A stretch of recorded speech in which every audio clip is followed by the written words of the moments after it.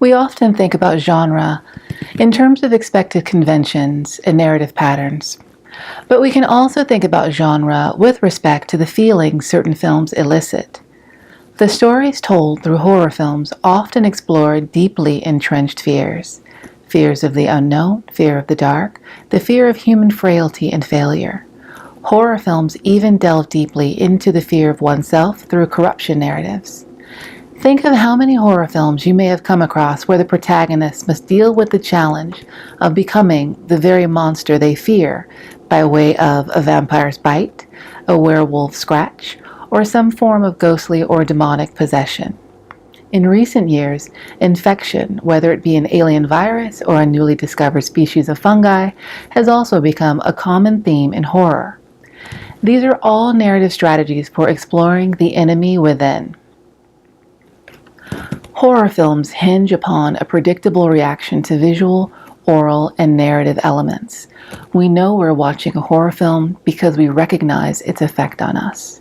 Similar to film noir, horror often employs low-key lighting to create lots of shadows in the frame.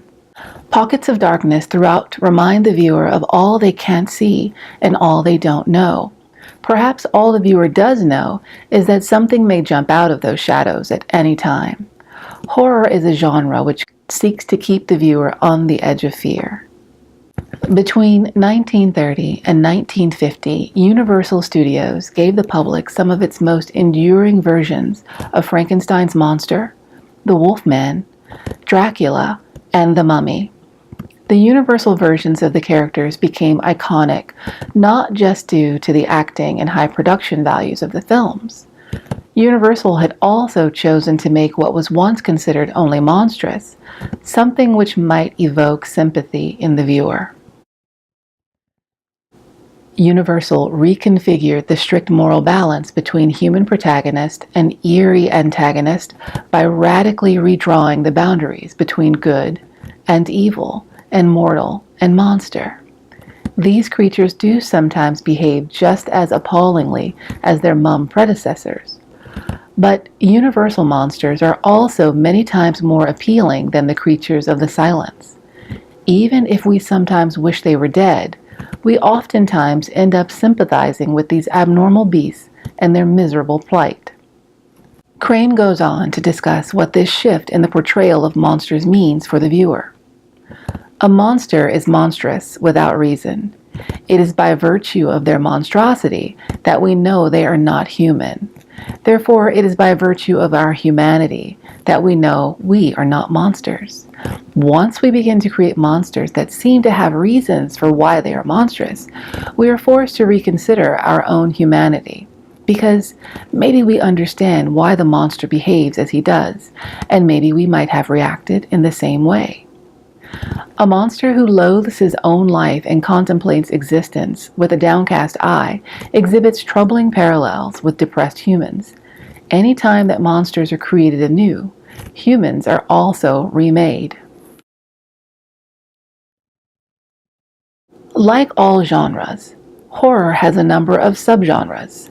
One such subgenre is the collection of films which take place in a cabin in the woods. In 2011, Joss Whedon and Drew Goddard wrote and directed a film entitled A Cabin in the Woods. The film was a nod to the genre and did a particularly good job of exploring the visual and narrative conventions we've come to expect from a horror film. The Cabin in the Woods is a metatextual narrative. A metatextual narrative is one which makes commentary on another text by using itself as the space for discourse. In other words, The Cabin in the Woods is a horror movie which makes commentary on horror movies.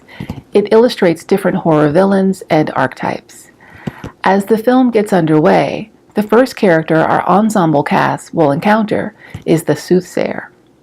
This is a classic role in horror films wherein a group of teens or young adults come across an old man or old woman who warns them to turn back. This warning is usually ignored, and they continue on to their demise. Our cast of characters usually consists of archetypes. An archetype is a very typical, often used character. In horror, we often see the jock, the nice guy, the stoner or drinker, the cheerleader, was a promiscuous girl, the token minority, and the virgin, usually female. The virgin is the last character left alive, or she is the final death. The Cabin in the Woods adheres to these archetypes perfectly, while also adding its own twist in an effort to comment on these oft-used archetypes. Archetype in cinema is often used as a kind of shorthand, instead of giving the viewer a great deal of background information about each character. Filmmakers, instead, will present an archetype to clarify the different roles in an ensemble cast. Archetypes can be useful, but they can also be used to perpetuate stereotypes. Another film which hints at a metatextual narrative is the recently produced Final Girl. Written by Adam Prince, the 2015 film made comment on the notion of the virgin archetype, which is also known as the last girl. The overall story follows Veronica, a young woman raised and trained for combat. By strange coincidence, she encounters a group of young men who enjoy taking women into the woods and killing them. Because she is their type, they plan to do the same to her. Instead of turning out to be the virgin, she is in fact more like an angel of death. Each young man dies, receiving his comeuppance at the hands of Veronica. Films like The Final Girl have become more common as filmmakers explore and explode notions of patriarchy and expectations of women being the weaker sex. Cinema conventions have become expected, but they can also be changed by a new generation of filmmakers willing to use archetype in a new way. As the world changes, so too do our definitions of what is horrible and horrifying. Now we look less toward the Black Lagoon or outer space, and instead look toward the homes of our neighbors for the monsters we seek.